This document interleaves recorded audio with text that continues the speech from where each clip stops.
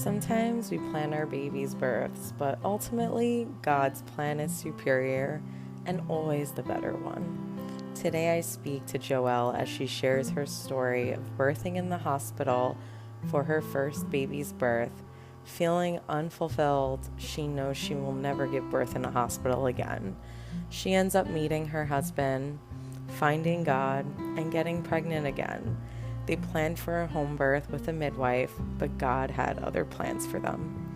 She goes on to birthing her baby unassisted, something she didn't know she needed, but was so grateful to experience.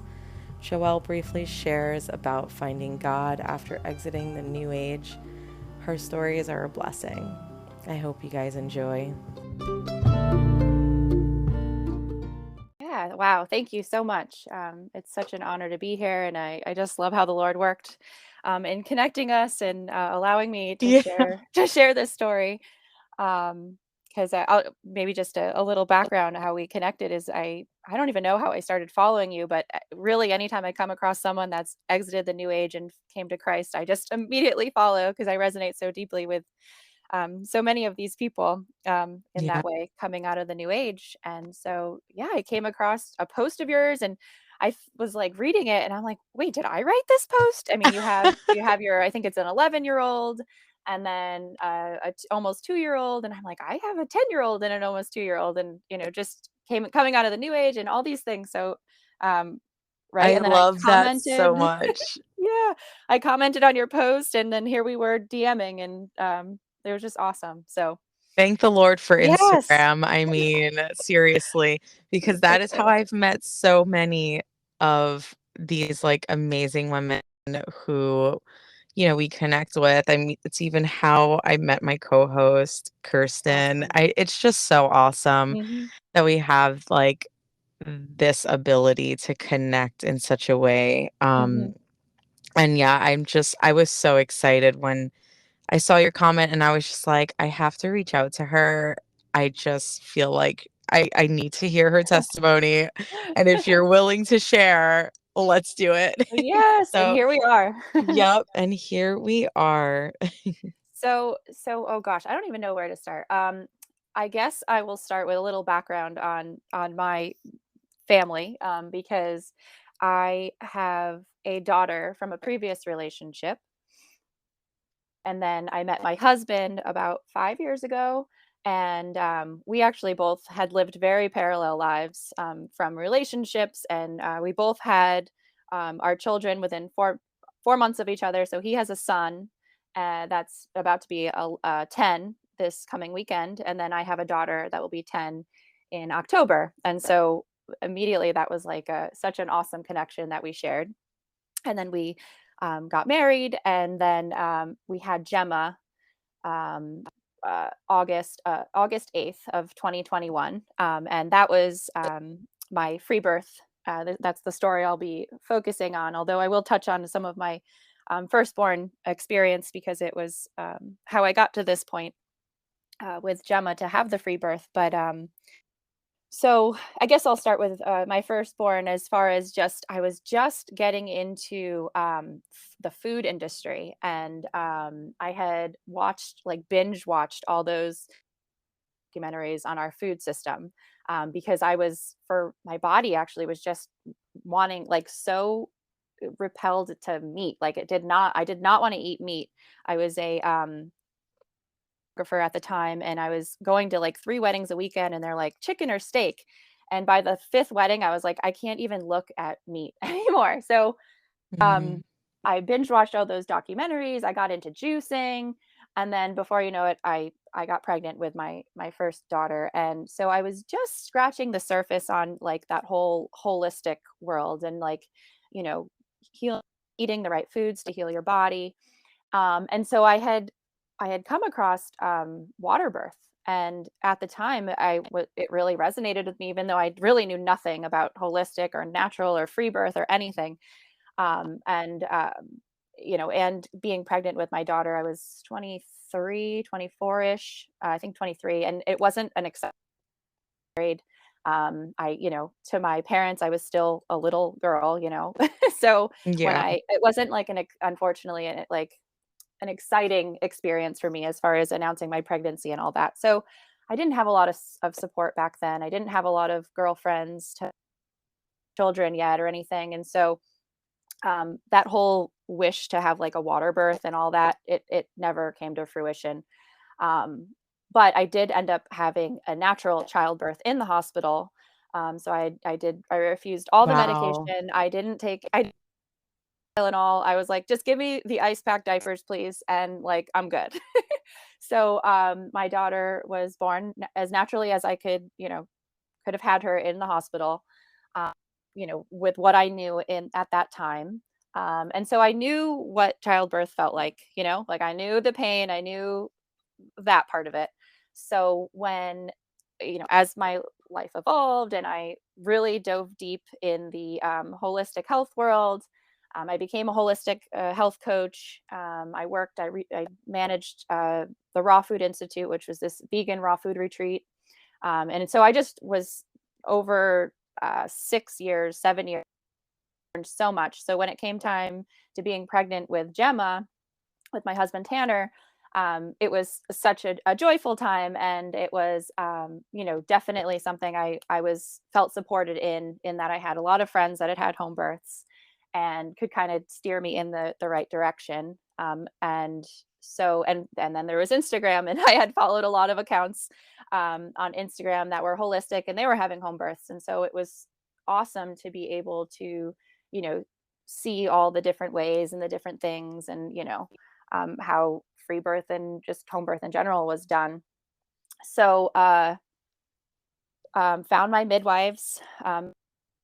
And I had a miscarriage with Tanner about maybe 2 years prior to that, which was it was tough. I was coming out of my vegetarian days, and I realized I actually got really slapped in the face with that miscarriage because I realized that how malnourished I was. Mm. I think eating your fruits and vegetables is really important, but for me, I needed meat and animal protein. So at what And point did you start to stop being vegan and start Mhm. eating meat? Um, so I started really craving meat, I'd say in like 20. So I became a vegetarian before my first born, or right, or yeah, just before I got pregnant with her. So that was 2012. And then I was like vegetarian, sometimes vegan, back and forth until like 2017. So Okay. a solid 5 years of no meat, and maybe a little bit of eggs and cheese, throughout those years, but not definitely not enough. And I was also intermittent fasting. It's like Oh, a wow. perfect, just all the wrong things that I thought were right, right? So, Yeah, but that's part of the journey. You live and you learn. exactly. So I had that miscarriage because I'm like 5'10", and I was probably 125 pounds, Ooh, Yeah, girl. I was way too skinny, and, it was and I was also dealing with, like, still healing my gut at that time, and a lot of just food just didn't make me feel good, I Yeah. was it was just there was a lot there that I had to just unpack and heal and then learn from. So, being getting pregnant, I still wasn't caught up nutritionally. Um, and but being pregnant with her was just confronting because I had this miscarriage in the back of my mind, like my body, isn't good enough, and it couldn't support that pregnancy. And so, will it support this pregnancy? And there was like a lot of head games there that I was dealing with, but I was also really focused on supporting myself nutritionally. And so, I I started getting into eating like beef liver, and that whole pro metabolic kind of way of Mhm. eating. That's definitely gotten more popular in the last few years, and who knows, that maybe just could be another trend at this point. I don't know, but it makes the most sense to me. Grass fed beef and all that. So that was a big part of this birth, was making sure nutritionally I was good. Yeah. And so, I had my midwives, and it was kind of funny because I hired my midwives, and they're amazing. If you're in Connecticut, it's the Circle of Life Midwifery is their group, and they were just so great. But in the back of my mind, I actually just knew that I wasn't gonna need them. Not like, Mm. like, I just was like, "I don't even think they're gonna be there." But, I was like, "That's silly. They're gonna be there." So at what Whatever. point did you hire them? Like, did you get pregnant and you immediately were like, "I am gonna find a midwife," or did Yeah. you wait a bit? I knew, like, I going into it, I still wasn't confident enough to think that I could, like, have a truly and Mhm. so I did hire them because I thought, I thought I Of needed their course, support. yeah, yeah. So, and in some ways I did need them, and they were super helpful and supportive. And so, all right, so I get through my, the pregnancy. I had just one ultrasound, to find out what we were having. And then, like, literally, they really didn't touch me like the rest of my pregnancy. I didn't, they checked the heartbeat, and that was about, and measured my belly, but that was about it. Mhm. And that was like even stuff I didn't even really know I didn't need either. It was Yeah. just funny, like, you don't think, I'm like, "Wait, are you gonna, like, check other things?" Or, but I also knew, like, I definitely, like, I kinda learned about the ultrasounds, and I was like, "Okay, yeah, no, no, one's fine." I selfishly wanted to know the sex of the baby, but other than that, I wasn't gonna have any more. Um, so then, um, uh, fast forward to, July, I think it was July 11th of 2021. And this is during COVID, so things are still weird and people don't want to, like, necessarily and gather in big events, but Yeah. we were just kind of coming out of, like, that kind of weirdness, and the people that wanted their jabs got their jabs, and so they felt, more comfortable coming in groups. So I we planned a surprise, not a surprise, a baby shower, Mhm. which was amazing. And I actually, some family members I hadn't seen in, like, 2 years at that point, or whatever it was, a year and a half. Yeah. And then, one of my aunties from who lives in Florida surprised me, and so she flew up. Aw. She had actually, the previous summer, had flown up to stay with us for 2 weeks, but ended up staying for 4 months. And so that Oh, was wow. like, yeah, it was such a blessing. And she never had children, never got married. So it was just such a special time for me to have my auntie, who was like a mom to me, and, like, Yeah. I'd come home from work or whatever, and she'd have dinner ready, and it was just, like, Oh, so amazing. And, like, she'd, have my laundry done, and, like, it was just so that special. is amazing. Um, I wish yeah. I had an auntie doing that Yeah, for it was me. so awesome. And I'm thinking, like, feeling guilty, like, "Oh, doing all this stuff for me and my family." But at the same time, like, looking back, like, she was experiencing, like, family, right? Like, with our 2 Yeah. kids, and sitting down at the dinner table together and breaking bread, and, hearing about the kids' day, and it was just such a beautiful, all of us. And so when she came back and surprised us, because she ended up staying for those 4 months, and then came back. So this is like a year later, came back to surprise us for the baby shower. Well, she ended up having a sinus infection, during my baby shower. So she was, like, not herself, and she Mhm. was on antibiotics. And you'll see why this is relevant to my birth story in a minute. But so we have a great shower. It was amazing. All the people that love and supported us were there. And then my aunt was like, "I'm just not feeling well." And I was like, "Well, auntie, come over to my house. Like, I got all the things. Like, I'll, hook you up with my oils, and we got all the things."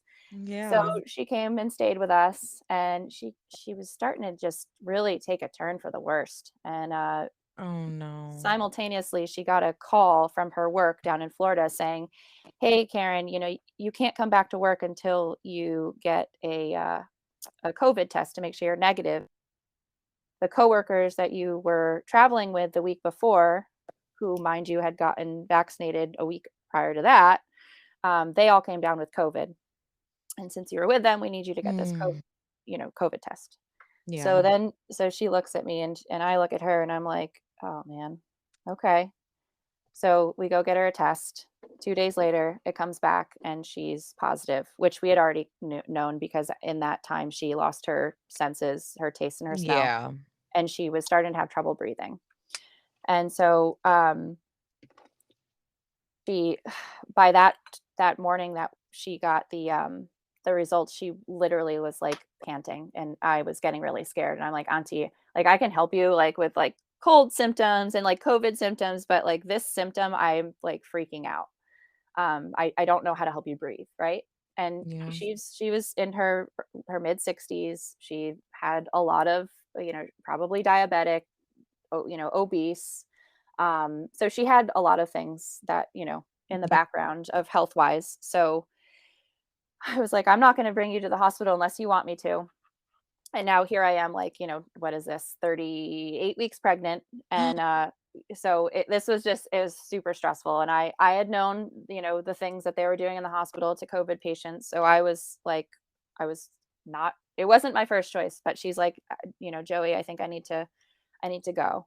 Yeah. And so I bring her to the hospital, and we go into the emergency room, and they check her oxygen, and it's at 44, and which is very low. Like anything below 90 blood oxygen is like emergency. So they took her away, and that was the last time that I saw her in person. Oh, Um, no, I'm so sorry. so yeah, so it was sad. She did the ventilator thing, and after 9 days of being on the ventilator and doing well, and her ventilator ended up getting a hole in it, and she went sepsis and died. Um, Oh my so goodness. yeah, so that was like awful. Awful. And it was awful. And to compound that awfulness, so my husband and I, we have our previous, our children's parents, and my daughter's father heard of, I had to tell him, right, what was going on initially when she got the positive COVID test. And we had he had taken me to court uh, back like 6 months earlier to, get on the same page about um, following, these COVID guidelines, these awesome COVID guidelines that they had in place for us. And so, y- um, Wow. so I, I was like, well, she's been exposed. So, you don't want her, we don't want to be, sharing it through household. So she'll stay and quarantine with me, Yeah. because that's what we're supposed to do. And he didn't want that. He wanted her to come be with him because he was vaccinated. And so because I wasn't, and she wasn't positive, that, he wanted her. It just didn't make sense. It was silliness. And Yeah. I ended up keeping her because I was like, well, that doesn't make sense. And because that would mean I'm not following our court orders. And so as a result of me keeping her so that she could quarantine with, like, her stepbrother Jamie, um and me and Tanner, my husband, I kept her. And on Monday morning, the day after I kept her, I had a marshal at my house, saying that I lost temporary custody of my daughter because of I was exposing her, putting her in severe physical danger with COVID. And so, so at that, Oh that my was that goodness. was I'm so sorry you had awful. to go through that. Yeah, so, That is awful. it was so awful. It was I still don't even understand though how that like, what was their reason for doing that? Like, everything that you did sounds like it's proper, quote, unquote, "COVID protocol," yeah, because, well, none of it makes sense to begin with, it let's just doesn't. call it Right. what it is, but if we're gonna pretend that we're being cautious, like, you were at least doing what the CDC was saying to do at that time. Yes. Well, unfortunately, the story was manipulated. So in the description, how this emergency X part works is you just the party that's filing it, writes a story, and then without the other party being able to defend themselves, the judge just rules on it. Oh, so And basically you have to have, like, money and like a Ex lawyer to basically do whatever you want them to do. Okay, I see. So when you have exactly. money, you can have things like that occur. Yep. Okay. So, I see. yes, exactly. Now you're yeah, now you're catching on. So, so because of the story told, and the times with, the C word, you just had to put that word into your little blurb thing, and the other parent lost custody. Um, Wow. so so there was that, right? And then so that we quarantined my daughter, the way it just it was there was like some vacation time in there. So I ended up not seeing her for 3 weeks because of the fact that Oh, he had vacation time. I had lost her for 2 weeks, and then it was like the start of his other week of vacation. yeah. It was like the longest I had gone without seeing my daughter ever in her life. I'm at this point 9 weeks pregnant. My aunt had just passed, and then my, stepson's mother talked to my daughter's father, and my daughter's father told her what she could do so that we could also lose custody of my stepson. So then the day that we stopped quarantining, that we were able to be cleared of quarantining, we got another marshal coming to our door, No. and we lost custody of my stepson. And so he's not close by. He lives in Kentucky. So she came and got him, um, and picked him up to take him away.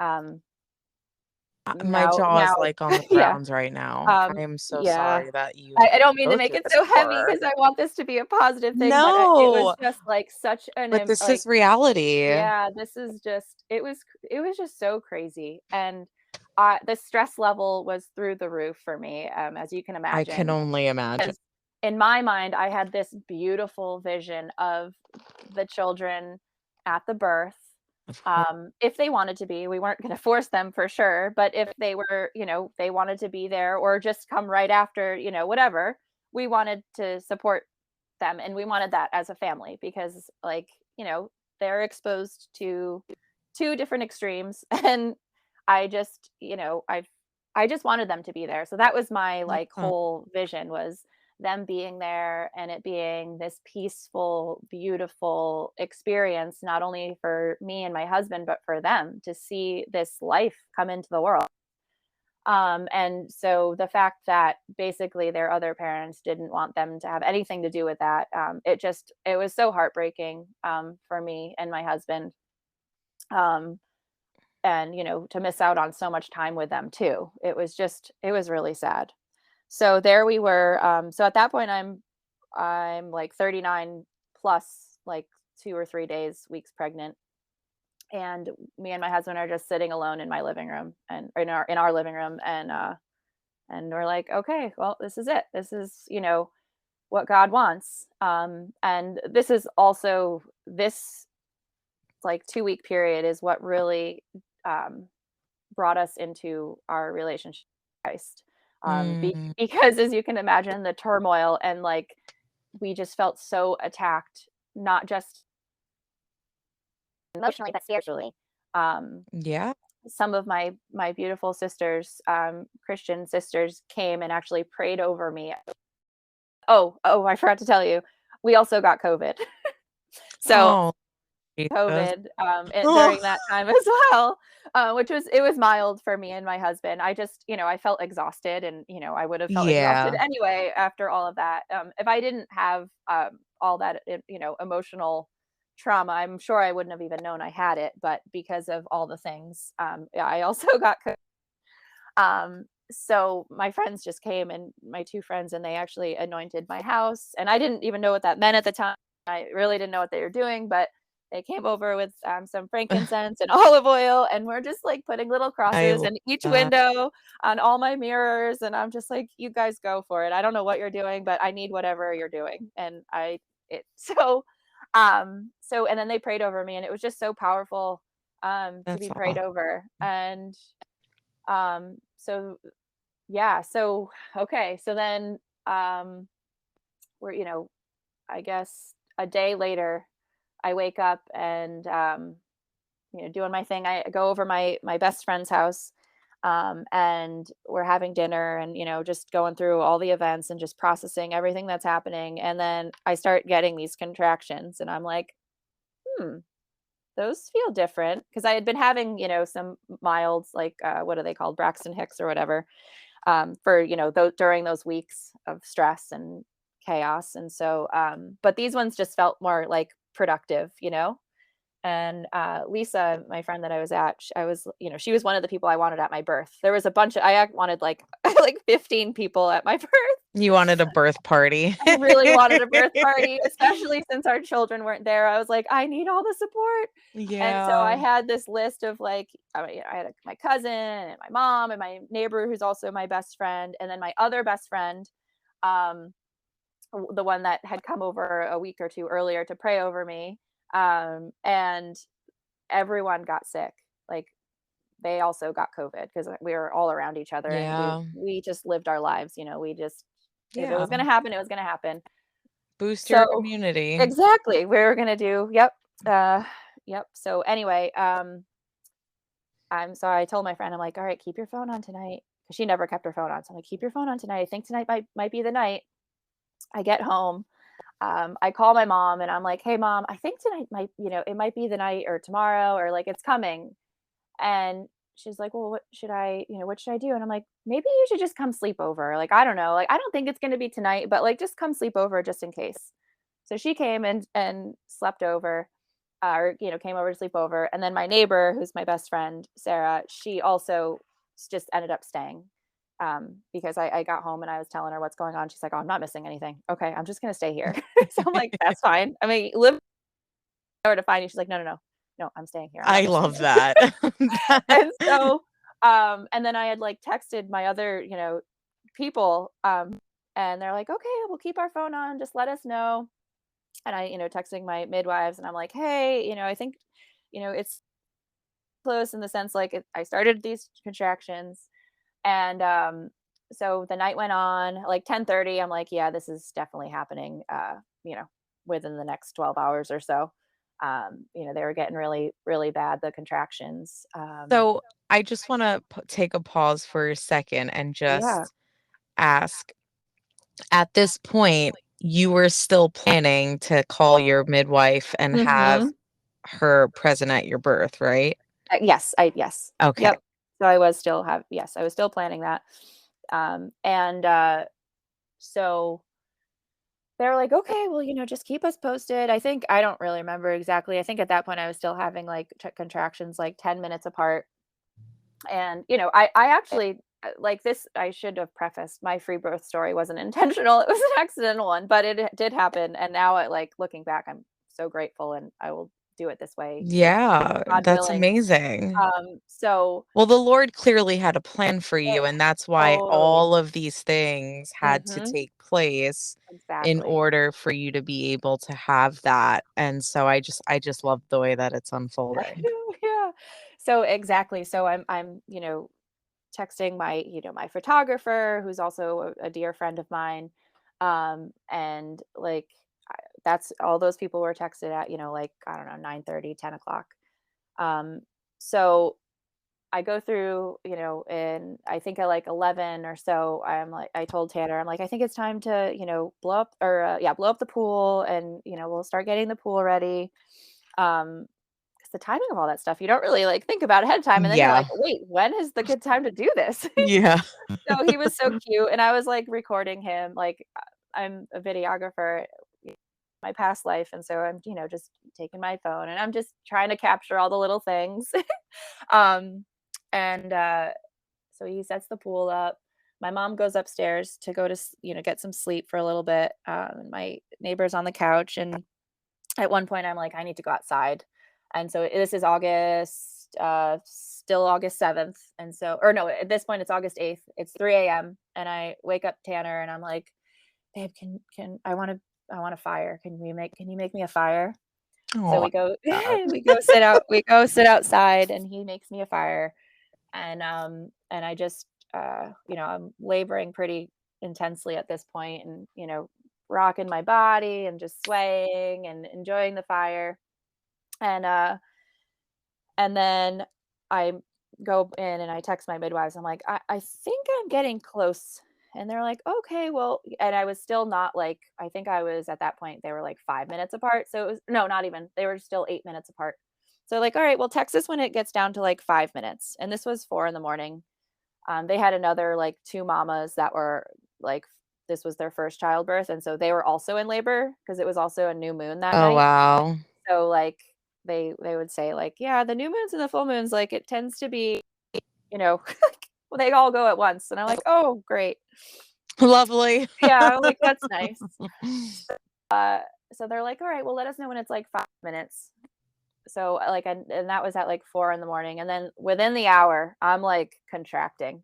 like, like, it goes from like 8 minutes to like every 2 minutes I'm contracting. So Wow. I start like texting everyone at 4 a.m. No one's responding. No one's picking up their phones. Everything's going right to voicemail. My midwives are like, oh, okay. Like, wait, 2 minutes? And they're over an hour away.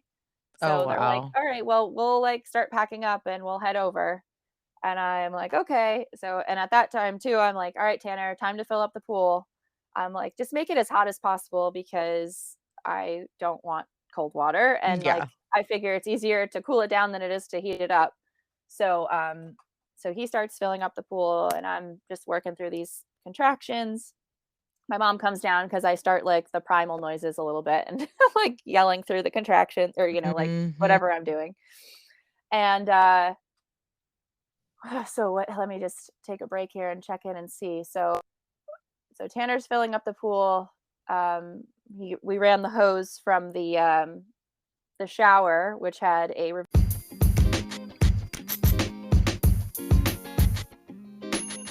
Hi, friends. Thank you so much for listening. And if you are enjoying what you're listening to, please take a second and give me a 5-star review. It helps these episodes get seen by more women who need to hear these incredible, important stories of sovereign birth. Thank you again and enjoy the rest of the episode.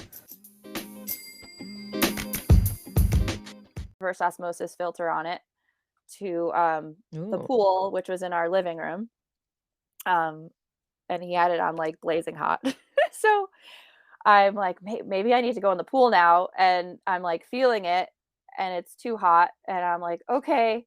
And at this point, my mom and neighbor are there, but they're like both like still half asleep. And so my mom's definitely useless. She's just like there kind of like rubbing back. And my neighbor was, she was helpful, but she was also trying to support me. And at that point I was like, I think this is happening. I started having that urge to push. Oh, wow. And my midwives are on the phone and they're on their way. They're driving to me, but I'm like, I feel like I need to push. And this urge was something that I felt with Ari too, my firstborn.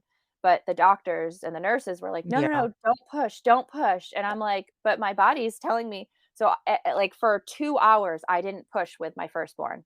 And it was Oh like the my most unnatural goodness. feeling I because I hate wanted to, hearing yeah, this. I know. It was so, I mean, there's so many things looking back now that I was like, they did not support me in any way. And I didn't know. So I'm like doing everything to not push in like that first time. So this time I'm feeling this and I'm like, I really need to push, like, but you're not here.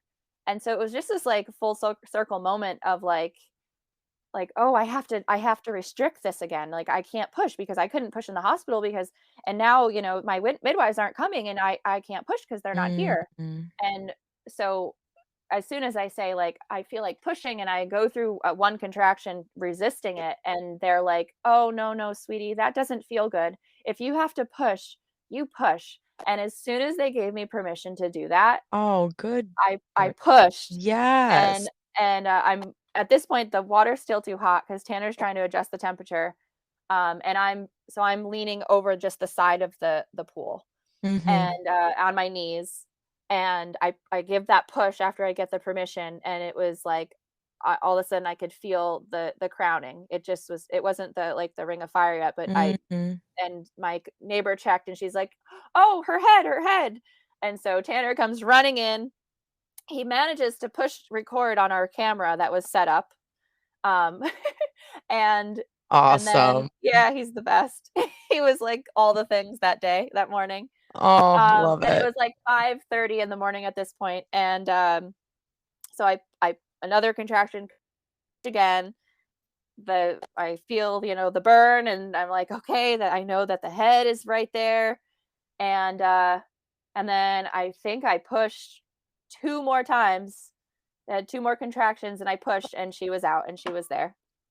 And, That's and so my incredible. husband was able to catch her, because my cord wasn't very long, so I, Mhm. like, and because I was, like, leaning over, it was, like, hard for me to catch her, which I I had a whole plan in my head. I would be in the water, and I would, like, catch her Mhm. in the water, but that's alright. God had a different plan, surrounded by 15 people, and here we are. It's my mom, and, which was, like, one of, like, the biggest gifts to have my mom there. Yeah.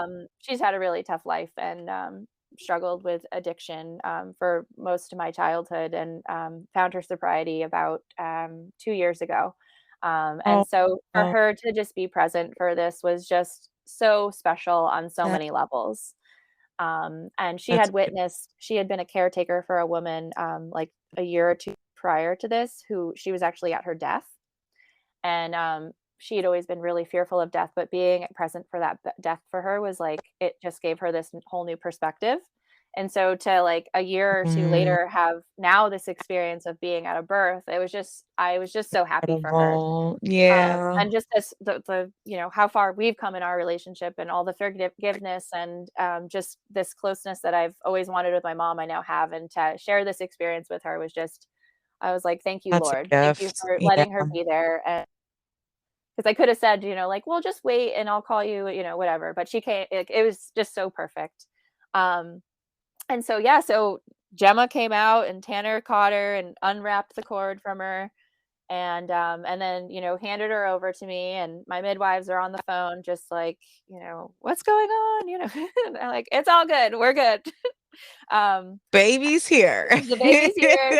She started to cry, and it was so perfect. And then I got into the pool. I was able to finally get into the pool, and because it wasn't, boiling hot, and then we just chilled, and it was just so peaceful, and, like, I didn't have any, yeah, I kinda was, like, wishing at that point, like, some people were there, but I was just so high on all the hormones and everything, Yeah. that I was just also so grateful and accepting of, what it was, Yeah. um, and it was just so beautiful. That Um, sounds just so perfect to me yeah. though. Like, Yeah, it really was. just wow, Yeah, what a gift that is. Like, yeah, yeah, we can't like plan birth to the T, and like when we really give the space for the Lord to do the planning for us, it's exactly. like it it's just so much better, Yes. it's so much better his way. Mhm. Um so after baby's born, midwives still came and, did all of the like post-birth stuff with you. Yep. So, yeah, they got there about 10 minutes later. And then, like, everyone everyone started to, answer their phones and see that I had called them. So, they they're like, and I sent the picture, and they're like, "No." They're like, "We're on our way." So my photographer friend, she came, and my friend who I was with at dinner the night before showed up. They all got there around like 6:30 in the morning. Um, and so they were all there, like, just observing and being in the moment with me, and, helping out how they could. And then yep. So then, actually, we just chilled in the tub for like probably until like 7:30 or 8 o'clock. A Wow. good, like, it was like a good 2 hours that I was just in there, and I was so relaxed. And about it took about, I want to say, like an hour and a half to deliver the placenta. Mm. Um, and so, I knew I didn't want them, like, pulling on it. They wouldn't have done this Yeah. anyway, but I was just, like, so, like, we all were just like, "No, it'll come out when it needs Oh, to come out, and yeah. I don't wanna pull on it. I don't wanna, I'll." People really tend to overthink and overdo with the placenta delivery. It's like Yeah. I've watched like some of the most like beautiful births happen, and then it's like right after babies here, it's like the moment's robbed by just like this anxiety around the placenta and like, Yeah. we have to get it out. We have to get it out and we have to like push on mom's belly and like Yeah. do all these uncomfortable things to her to like get it out.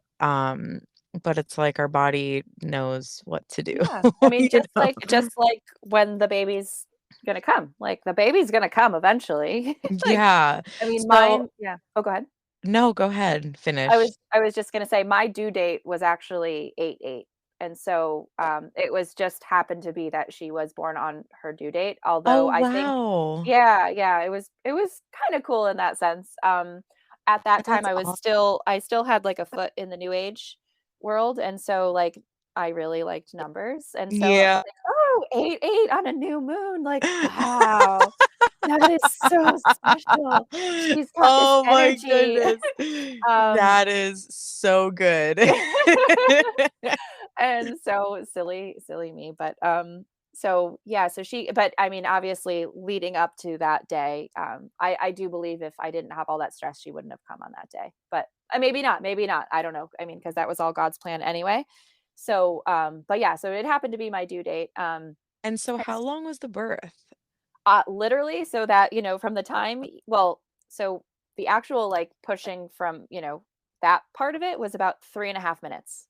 From the time Tanner came and they gave me permission to push, he came, pressed record, and from that time to the time she was out was, like, 3 minutes and 42 seconds.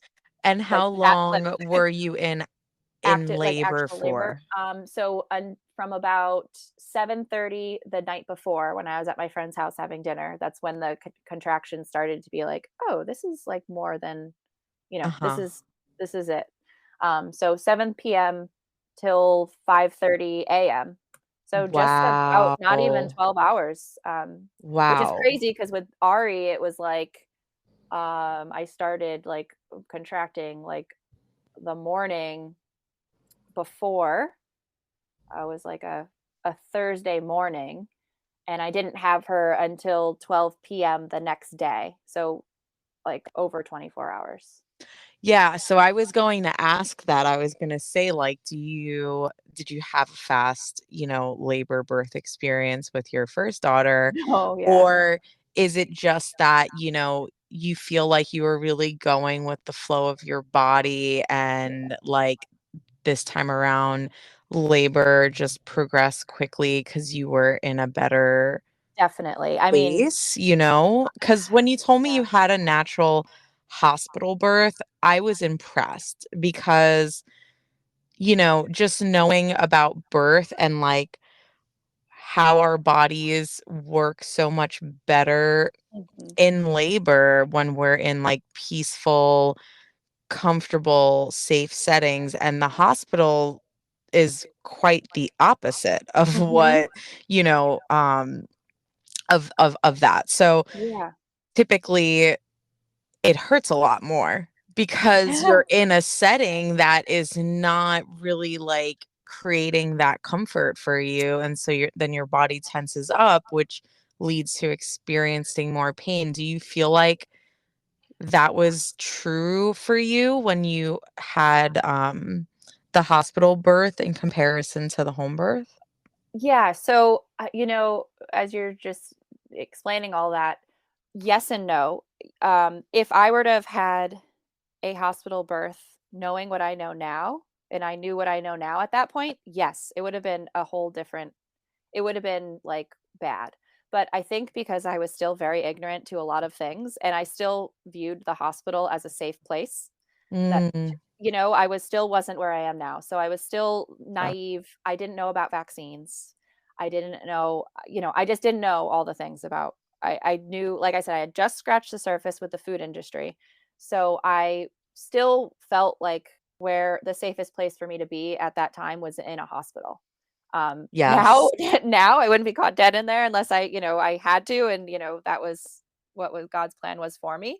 But to be able to choose to not go into a hospital is what I would choose every single time, now, right, with what I know. But I definitely think that there was a lot of factors. I probably could have had a quicker birth with my first if I was in that home setting. Like I said, they didn't let me push for like a good hour. I was fighting through my natural instincts to push. That And sentence just makes me cringe, like, yeah, "You're not allowed to right. I push," know. like, It's what? disgusting. It's disgusting. I mean, I look back and I'm like, I was 24 and I didn't know. And then like, Course, yeah. I was on my back. I knew I had done a little research, to what I could find in that time. Like I knew as much as possible to stand. So I literally stood for like, I'm not even kidding when I say I stood. I literally stood from the time I got into the hospital, which was like midnight with my first, until about, I'd say, let's see, she was born at noon, until about 8 a.m. I was so exhausted. But I stood because I was like, nope, gravity's got to work and she's got to come down. Wow. And I don't want to be on my back laboring. Like, and then, at the end there, when I really felt like pushing and they finally gave me permission, they like had me go on my back. And I didn't want to, but I also didn't see how else I was going to be in a laboring position because the bed was, like it was like Yeah. high, and I'm like, I'm gonna be on my hands and knees and people are gonna see it. No, I don't like it's I'm just like, not "We're not comfortable, doing right? that." So I mean, even pushing, it took me 3 hours of pushing. So, which I don't even know how Wow. that time kind of like That's flew a by and long was time. yeah. Yeah, luckily it like now, like it felt like it was just a second, but it also felt like an eternity. It was like a weird thing. Yeah. But yeah, to your point, like absolutely it would have been different if it was at home and it would have been much, much more pleasurable, I'm sure. Like this time I had read, oh shoot, now I'm gonna forget the names of the books. I read a lot of Ina May Gaskin's books, Yes, and yes. I had read Birthing from Within, I believe. Mhm. And at the time I'm sure like that's probably even new age, but whatever, it's what I knew. And so it did help me as far as like being in tune with my body and the ebbs and flows and like the contractions being like waves and just going with them, resisting. Yeah. I before the kids, we made like little affirmation kind of Oh, I here we love go, that. but new agey again, but that's all right. It was like little affirmation like No, I love cards. those. Yeah. And they just like you can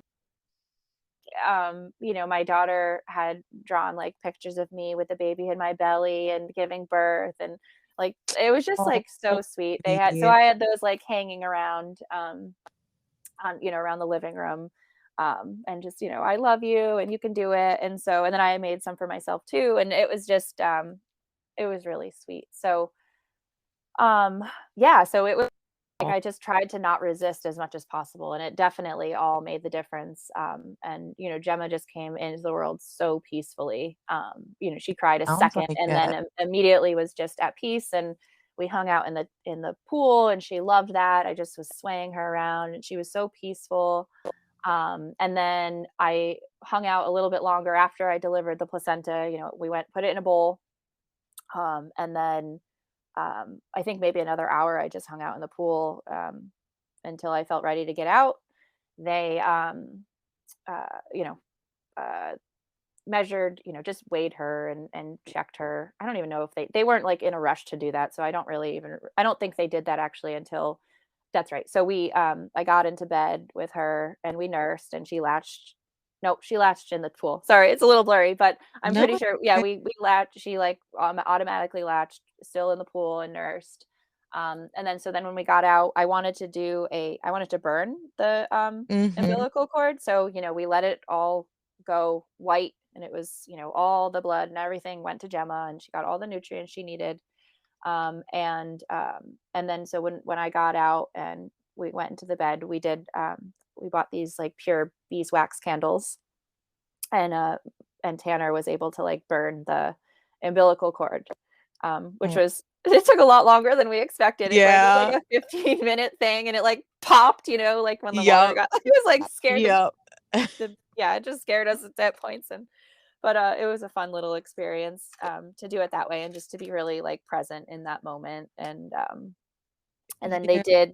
they did the placenta print for me, because at the time I felt like that was something I wanted. Now it was pointless to do that, but it was cute in the moment, Yeah, they did a little print. it's a cute Yeah. little keepsake. Yeah, and What did you end up doing with the placenta? well, yeah, so, well, I'm sure you can guess what I thought I wanted to do with the placenta, but, I think this is a new age thing, but, I wanted to dehydrate it and encapsulate it and take Yeah. it. And so my girlfriend who I had had dinner with, Lisa, the night before, she really wanted to do that for me, and, because it was something she always wanted to do with her births, but she wasn't in that holistic world at the time, and so she, um took it and cut it up, and I have a dehydrator, so she, put it in the dehydrator, and then a couple days later came back and blended it in the Vitamix, and we made capsules for it. I didn't end up taking them. I think I took like 3 or 4 over the course of like the time that I had them. It just staying with me. Just Mm, intuitively, I just did not feel like I should take those. yeah. And then so in the meantime, like since then, I've read a couple different accounts that I follow that were new age to converted to Christ and came to Christ, and they talk not not good to eat it, but then others were Yeah. like arguing. I don't know. So I'm kind of on the fence. I don't really have an opinion on that anymore. I personally won't be eating my placenta ever again. Yeah. um, but I do eat raw beef liver, so like I don't know. It's kind of like whatever. But yeah, I did that, and then what else did we do? I'm trying to remember. Is there any other Well, how was your thing? postpartum? Yeah, so that's like a whole other, yeah, thank you. Sorry. Like, Yeah, curious to know, like, if you had yeah, as peaceful of a postpartum yes, as you did, yes. birth. So yes, thank you. Because that was what I like focused on the most. I did, I know a lot of like, especially new moms, they think like they need all the things, and that's what's Yeah. going and at with my first, I learned very quickly that I didn't need anything except for like my boob and like Mhm. maybe like a breast pump, because at that time I was still working full time. So this time around, like my birth list, or my like what's that, your wish list, or your Yeah.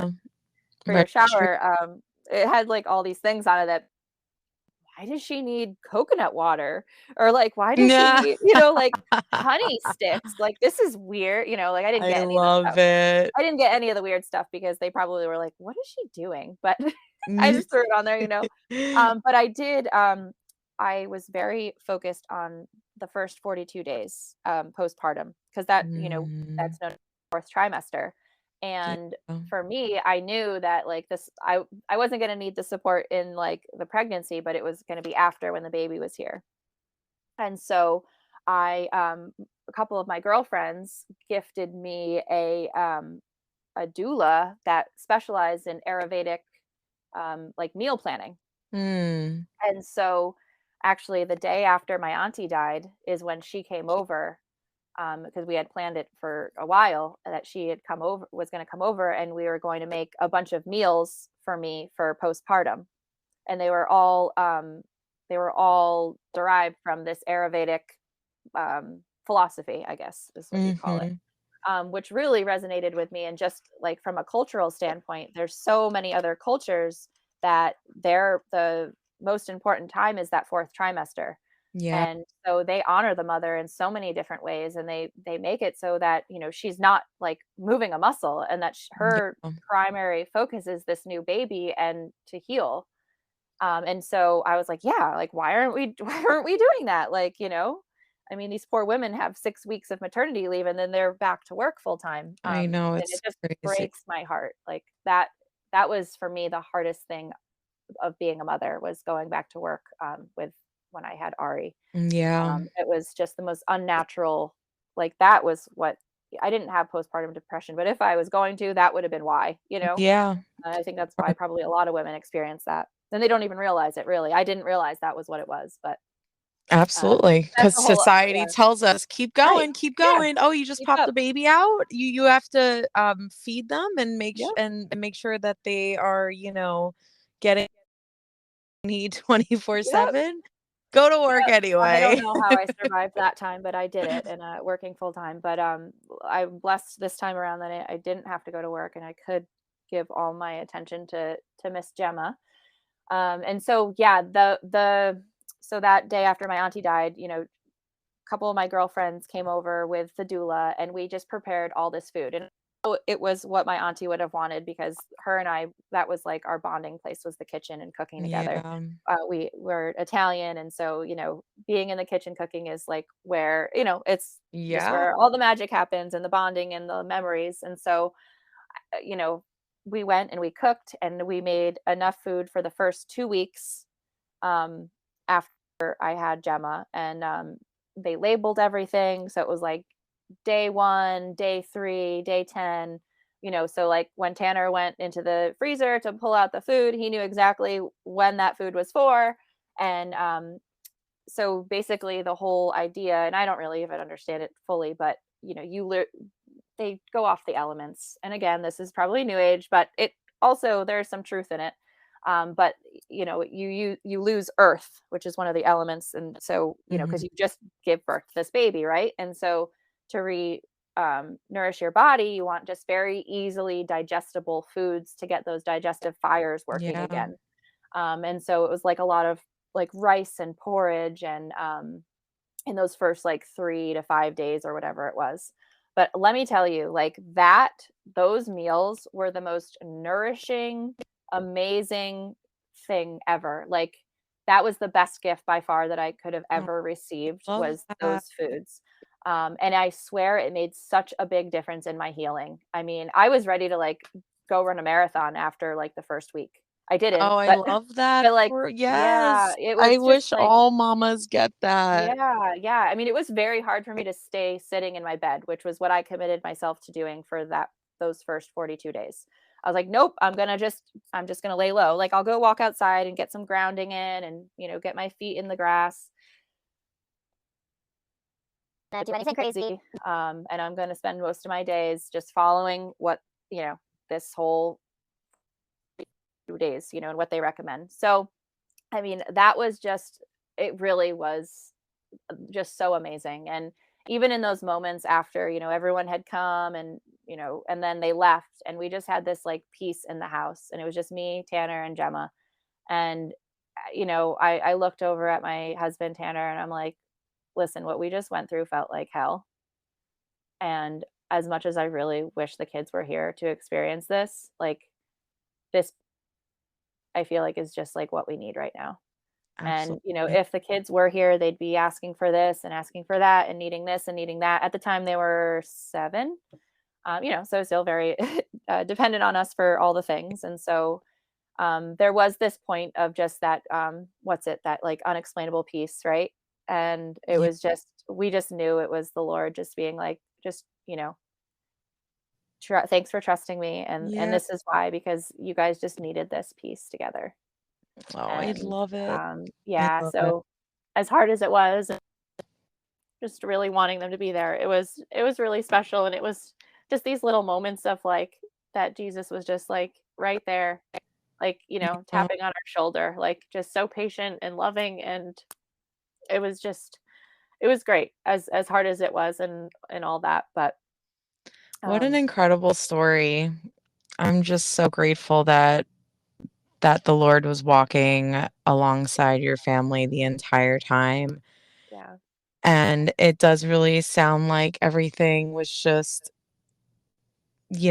orchestrated in such a way that, like, you were able to get a beautiful, peaceful, undisturbed birth experience. And now, like, what does this mean for you? Like, you weren't planning to free birth. So, what did this experience, like, what kind of impact did this have on your life after realizing, like, oh, wow, I just birthed my own baby in my home Yeah. with no medical provider present? Yeah. So I think I mentioned how, in hiring them and like working with them, I just kind of felt like I don't think I'm going to need these women, but like I feel like I need them right now. So, after all this went down and like they weren't there. I was like, yeah, I knew that. Like, I was just like, Mhm. okay, okay, God, like I see what you see in me now. And like, yeah, I can totally do this and anyone can do this. And so yeah, I kind of, my it was an accidental free birth in many ways, but it was also very intentional in many ways. And so now, like, totally, this is how I'm gonna do it. Like, Yeah. God willing, we'd love to have one more baby. I got Lyme disease last year, and so that really took a lot of my health. I Mhm. got down to like 120 again. It was so Wow. bad. Praise the Lord, we have a chiropractor in my town out of all the places. He's in my town and he's been treating Lyme patients for the last 30 years with cold laser therapy. And Oh, wow. so, um, thank the Lord, I was able to. I went on one round of like minor antibiotics, not the doxy or all that, those terrible things that they give. Although I understand why they're needed in with this Lyme because it was awful. Um, but so he cleared that from me, but I still just feel like I've been catching up since then, Yeah, nutritionally, because there was like a 4-month period where I literally did not sleep through the night. I got it from a spider bite. So, that is anyway, it was crazy. Um, so, like, I was planning on, like, wanting to be pregnant again by now. It just hasn't, God's plan, right? So, awesome. I've been surrendering to that and just focusing on my health. But yes, I definitely will be doing a free birth again and much more Yeah, intentionally. I love And that. yeah, and so a few of my friends are getting pregnant, and I'm also trying to encourage them to do the same. But you know, it's just like I wish like women could just understand like all the feelings around it, like just Yeah, get through that fear of like needing someone to do something that like God designed our bodies for this. yeah, Literally, like he perfectly designed our bodies for this. And if you can just like surrender and dig into that truth, like then like it's all you need. It really is. yeah. It's You know. surrender though. That's the Yeah, key. And surrender sometimes doesn't come until the person has had to have some sort of fight in them. And yes. usually that's a first time traumatic birth, and then it's like, oh, now my eyes are open to the truth, and so Right. I'm going to surrender to this. It's not everyone's story, of course. Right. There's so many first time moms who free birth. Our My co-host Kirsten is one of them, and she has an incredible free birth story. But yeah, I do feel like it is just one of those things where it's, like, on everyone's time, like, it's such an Yeah. individual, sort of thing, um, but whatever it takes to, like, open people's eyes, and I mean, that's one of the big reasons why I started this podcast with Kirsten, because just hearing these stories alone is medicine, it's powerful, it's healing, it's, eye-opening, and the Lord has the ability to speak to people's hearts in ways that we cannot comprehend, and so Mhm. sometimes all it takes is like hearing a story like yours to be like, oh, wow, like, Yeah. is this for me? And yeah, I'm just so grateful for your story and for you being open to sharing it with us. And I'm so excited for the rest of your journey and for, God willing, your next free birth. And to have you back on here to share your testimony. Oh. I'm sure that's another amazing, wild story. So Yes. very excited for that. But thank you so much, Joelle. I really cannot say how thankful I am for this. Oh, well, thank you so much. It's so fun to share all the things, and yeah, like to if this just changes one, soon mind, or it. I I'm glad, like I Yeah. hope that and pray that that's even if it's just one person because the experience is just so profound and it is what brought me to the Lord. Way back with my first daughter, I wasn't there yet, but it was like the first tap on the shoulder of like, Mm. there's something bigger here, right? And so yeah, I just thank you again so much. And I'm thankful to the Lord for connecting us and definitely would Mm. love to be back to share my testimony at a later time. Awesome. All right, Joelle, thank you so much. We will definitely be in contact again. Awesome. Thanks, Tiffany. Bye. Bye bye.